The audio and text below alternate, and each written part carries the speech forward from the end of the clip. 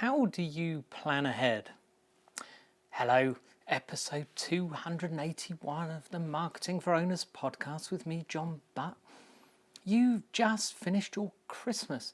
Did you have a nice time? Did you get lots of presents? I bet you got more than me. But hey, mine were good. It's not the quantity, it's the quality. And I got what I wanted. How about that, eh? And all children had great fun. If only you could be kids again for Christmas. It was so much fun. So, planning. It's that time of year when we're coming up towards New Year, and everything you'll hear is about New Year's resolutions, planning ahead, goal setting, etc., etc. So I thought today I'd just talk about how do you plan.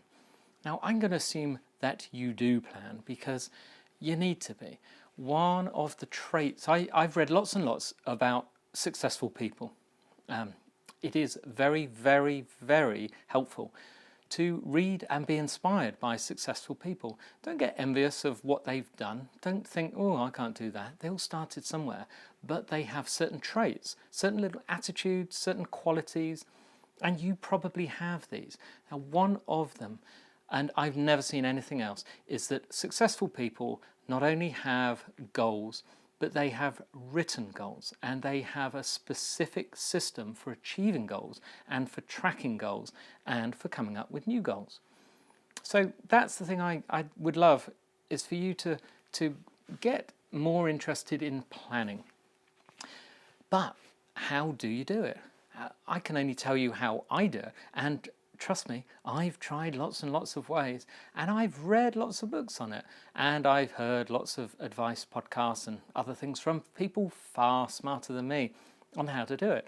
But I have then applied and perfected it down to what works for me at the moment. Of course, that will change over time, but it's working very well at the moment. So this is what I do. First of all, I have long-term goals.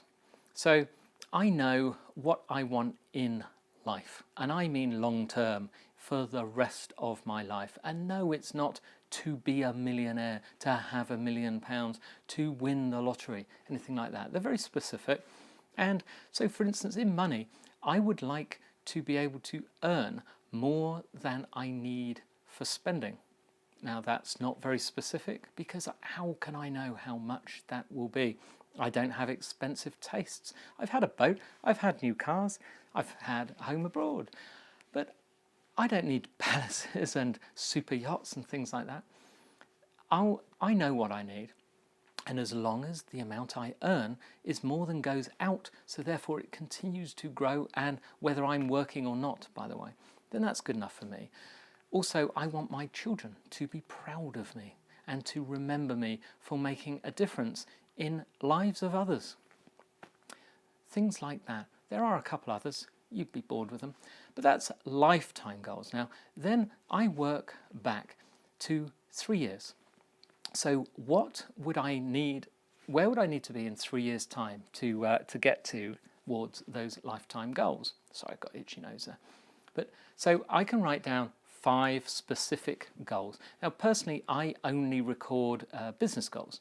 A lot of people would record personal goals, health goals, spiritual goals. There are many things you can go into a lot of detail, but I find a lot of other things fall into place once I'm happy in business. And unfortunately for me, I work a lot. I have more than one business, and they are in a growth phase. So I work a lot to get to the point where I don't have to. I think that'll work out eventually. So I have 3-year goals. Then I have 1-year goals. Now, those 1-year goals are reverse engineered from the 3 years. They would be, where do I need to be in 1 year to get to those 3-year ones? Once I have those, and by the way, I go in calendar years, January to December, it's just easier to track. Once I have those, I then set 90-day or 3-month or quarterly goals. So I will have goals for January to March, from April to June, July to September, etc. And anything more is not worth worrying about. The ones at 1 year and the 3 year are less specific, but everything is geared towards reaching those.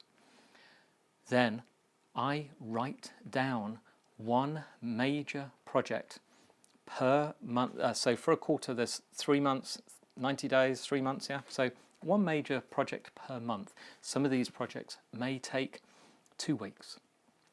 It may be possible that after 6 weeks, I've actually completed all 3. If so, I'll add another one on. But I don't overload it at the start.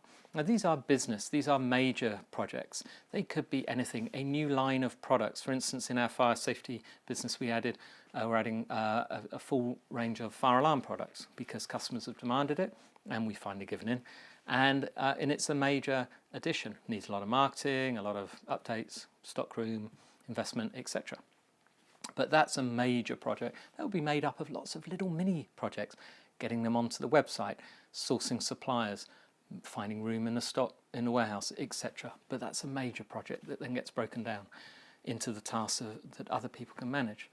But those goals, the reason that we will be heading, the way that goal forms something towards my annual project, my 1 year goal project, is that there will be a growth, a sales growth goal, and that will be participating towards that goal.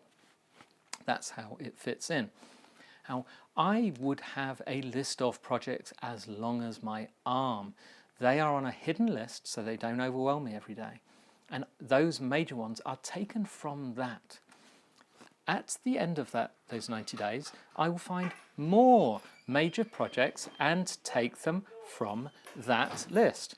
And then I will add more, and I will add them as things vary. I will add something else and something else and something else from that long list, but only as room appears. But the important thing is writing them down. Now that's how it works for me. Anything could work for you, but all I would encourage you is to think about planning. Plan, set goals. Don't make them too difficult. Make them things that produce significance in your business. Don't just have goals, for instance, of hitting 10,000 Twitter followers or something like that, because that might not necessarily actually help your business. That's just numbers. What's it going to do? Have something more significant, something like, say, an engagement rate with your Twitter followers, something like that, if that's what you need. But go on, sit down, have a think. We'll be back talking about something more about it tomorrow. I won't go on too much about it because a lot of people do it to death. But I want you to just get into the mindset, okay?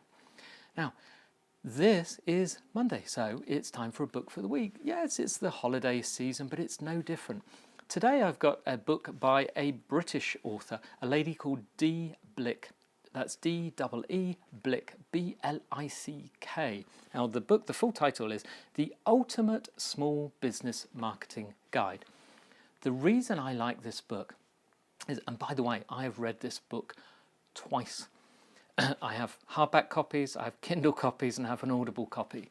The reason I like it is because it covers all aspects of marketing that any small business can use. Dee Blick is a very respected lady. She's been around for a while, but she has been in the trenches. So she explains, for instance, leaflets and flyers and things and projects that she implemented for clients and the success that they had and what worked, what didn't work. And she has examples of them.